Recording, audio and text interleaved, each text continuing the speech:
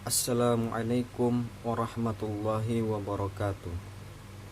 Perkenalkan, nama saya Rian Firmansyah.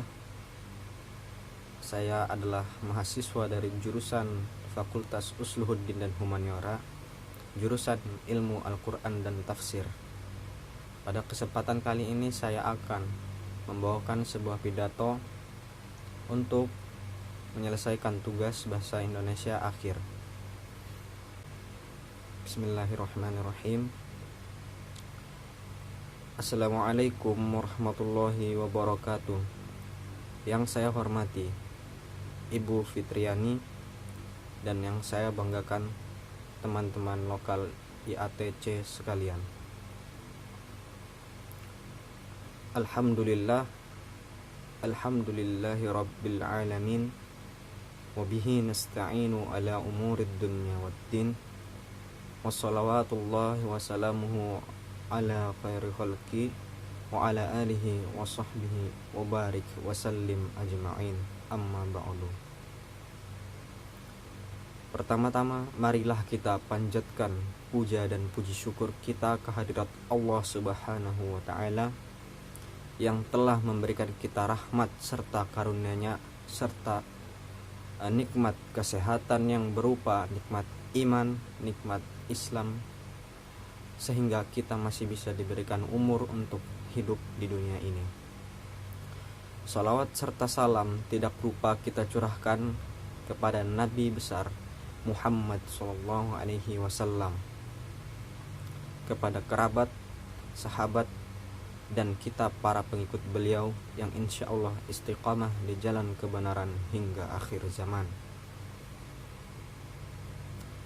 Hadirin yang berbahagia, pada kesempatan yang saya dapatkan hari ini, saya akan membahas sedikit perihal sholat. Sholat ialah rukun Islam yang kedua setelah syahadat.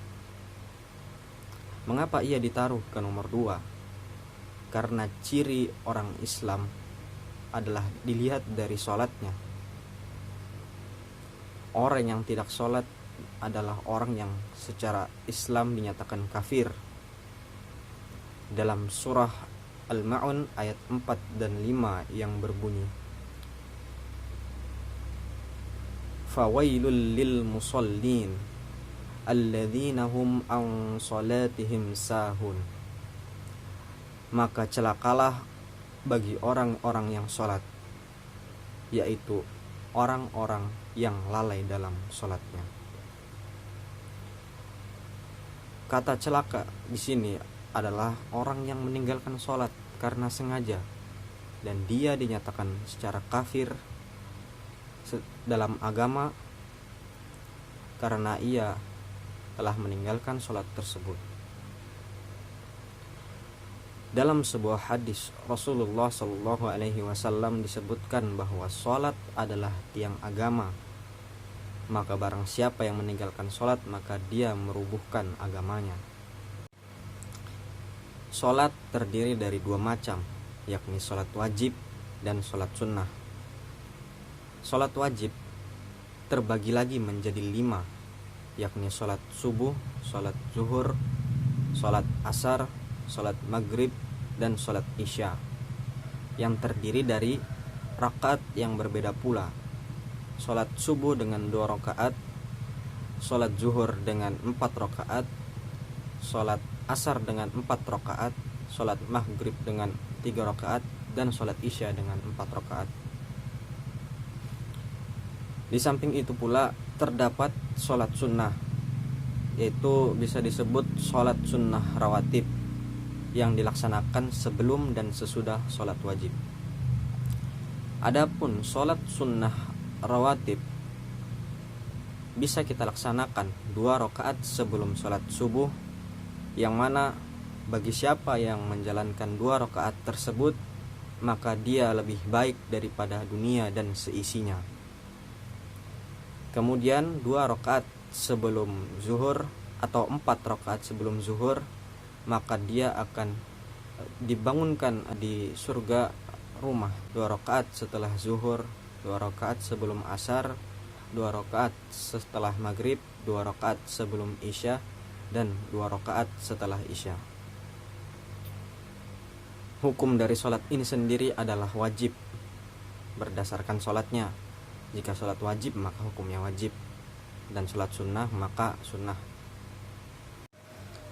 Adapun keutamaan dari sholat wajib, yakni sholat subuh dan isya, dalam sebuah hadis Muslim, Abu Daud, dan Tirmizi disebutkan bahwa barang siapa yang sholat subuh berjamaah, maka ia bagaikan sholat sunnah semalaman penuh, dan barang siapa sholat isya berjamaah, maka dia seperti sholat sunnah setengah malam. Hadirin yang saya cintai dan saya hormati, untuk mengakhiri, saya ingin mengajak hadirin sekalian untuk bersama-sama memperbaiki diri, memperbaiki ibadah, terutama memperbaiki sholat dalam kehidupan kita. Karena pada dasarnya sholat adalah sebuah kewajiban kita semua sebagai seorang umat Islam. Maka alangkah lebih baiknya jika kita melaksanakan perintah-perintah Allah dan juga menjauhi segala larangannya. Karena sholat juga adalah hal yang akan pertama kali ditanyakan oleh malaikat di dalam kubur, bukan yang lain, tetapi sholat.